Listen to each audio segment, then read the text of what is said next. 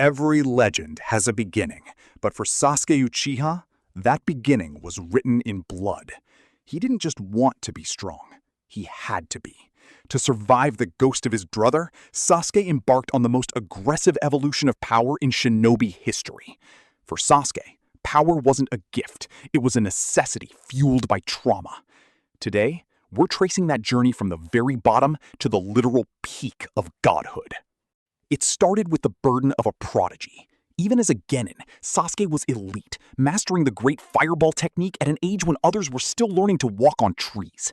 In the heat of battle against Haku, his Sharingan first flared to life. Initially just 2 Tomoe, but enough to track movements no human eye could follow. But his true breakthrough under Kakashi's guidance was mastering the Chidori, a devastating lightning-infused thrust that required the precision of the Sharingan just to control. Yet, even the power of Chidori wasn't enough to close the gap between him and Itachi. But talent wasn't enough to kill a god like Itachi. Desperate to close the gap, Sasuke descended into darkness, accepting Orochimaru's curse mark of heaven. This was his lowest point, trading his humanity for a dark peak. By the time he reached the Valley of the End, he had unlocked the Stage 2 transformation. With leather-like wings, gray skin, and a star-shaped mark across his face, his physical stats multiplied enough to actually overpower Naruto's one-tailed form.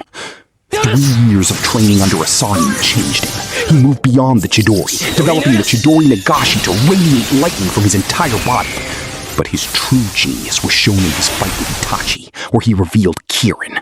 He didn't just use his own chakra, he manipulated natural lightning from the clouds, calling down a beast that moved at 1/1000th of a second. Then, the world shattered. With Itachi's death came the Mangekyo Awakening. Sasuke gained the Amaterasu, black flames that never extinguish, and Kagutsuchi, the ability to shape those flames into spears and shields. His defense became his ultimate offense with the Susanoo. It started as a skeletal ribcage of purple chakra, but rapidly evolved into a humanoid juggernaut as his hatred grew. Then came the summit. God mode. Granted chakra directly by the Sage of Six Paths, Sasuke ascended to a level beyond any shinobi before him. He awakened the Six-Tomoe Rinnegan in his left eye. This wasn't just a standard Rinnegan. It gave him Ameno Tejikara, the ability to shift space itself and swap places with objects instantly.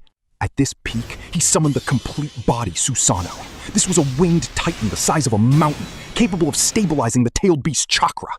In his final clash at the Valley of the End, he used his Susanoo as a vessel for the chakra of all 9 tailed beasts. This allowed him to fire Indra's arrow, his strongest offensive move, matching the power of Naruto's ultimate Rasen Shuriken and altering the very geography of the Land of Fire. Today, the storm has settled.